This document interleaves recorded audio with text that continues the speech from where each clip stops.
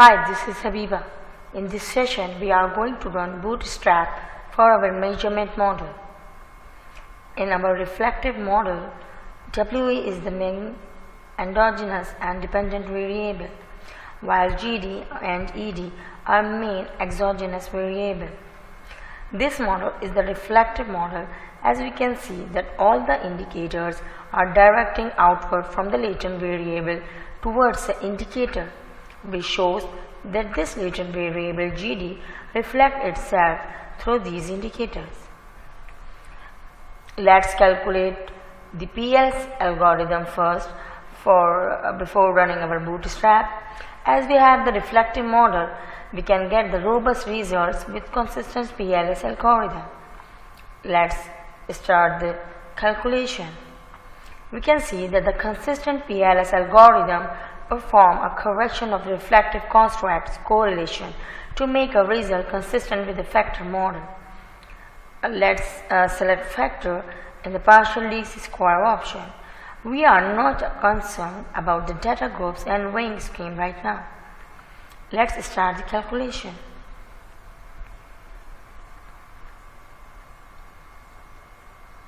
If you will see our model after the calculation, we can see that some of the indicator loadings are less than the threshold of 0.7. Let's see the results. We will go to the outer loading first, and you can see that the values which are marked in red show that they are unable to approach the threshold value of 0.7. Let's go to the construct reliability and validity. In that case also you can see that the AVE with the matrix for the convergent validity in case of ED and WE are failed to achieve the threshold of 0.5. To see whether these loadings are significant or not, we can run the bootstrap. Let's go to the calculation wheel. In the calculate option, if you have used the consistent PLS algorithm, you can go for the consistent PLS bootstrapping.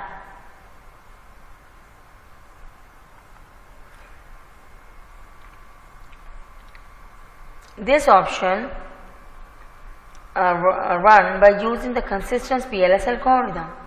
Bootstrap is a non-parametric procedure that can be applied to the test whether coefficients such as outer weights, outer loadings and pad coefficients are significant by estimating standard error for the estimates. For the bootstrap, you can select the maximum sample size as 5000. We will go for the parallel bootstrapping processing. There are two types of results, basic bootstrapping and the complete bootstrapping. For the basic bootstrapping, you can get the results such as the pad coefficients, indirect and total effects, outer loadings and outer weights. This option is much faster if the large number of resample is drawn and used for preliminary data analysis.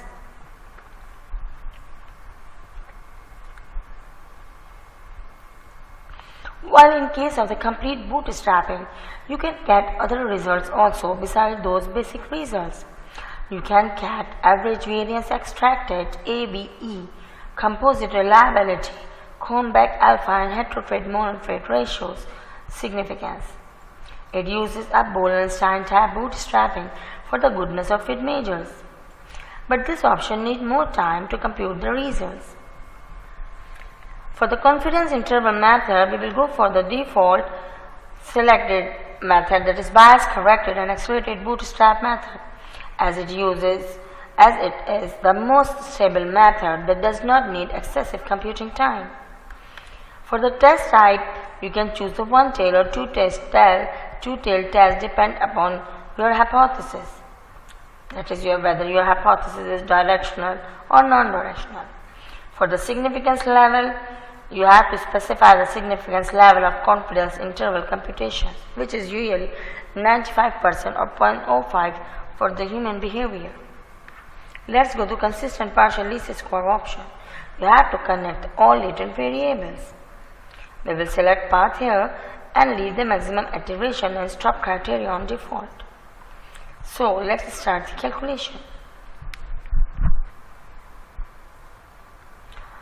The calculation for the consistent PLS bootstrap is a little bit lengthy as compared to the normal bootstrap. But the significance is that it does not need to specify any parameters.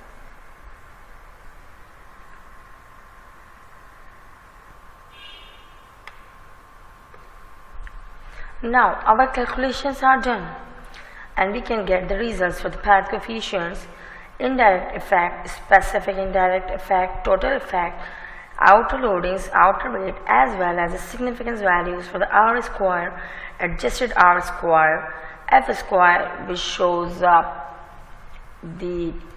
whether the relationship is meaningful or not, and convergent validity, composite reliability, rho A, Kronberg alpha, and SRMR, and all their values.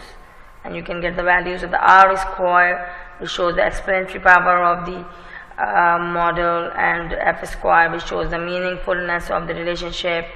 And let's find out first for the path coefficients that we have to find out. As we can see in our model, you can see that the direct relationship between ED to WE appears significant, and you can see the value of the R square within your latent variable, which shows that the R square for the latent variable WE is 42.7%, and which shows that the that all the latent variables explained a total 42.7% of the our dependent variable.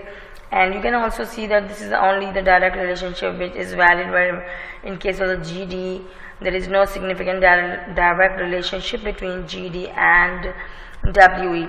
And you can say that the indirect relationship between GD to WE is not that much significant, both in the case of the DD.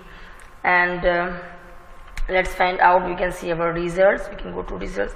Here we can see that the relationship between ED to WE is significant at the T-stats value of 5.340. as we know that the T-stats value greater than 1.96 is significant, and we have the values for more than 1.96, which shows that this relationship is quite significant. And what else? But you can see here GD to WE, as we have seen in the model, this relationship is not significant. And let's find out if there is any total indirect effect or specific indirect effect. So in that case, we couldn't found any specific indirect effect here. And you can also see in the model that there is no this indirect effect from ED to II, and is not significant, as the value is less than the T-stats value of 1.96. So let's find out what other values we got.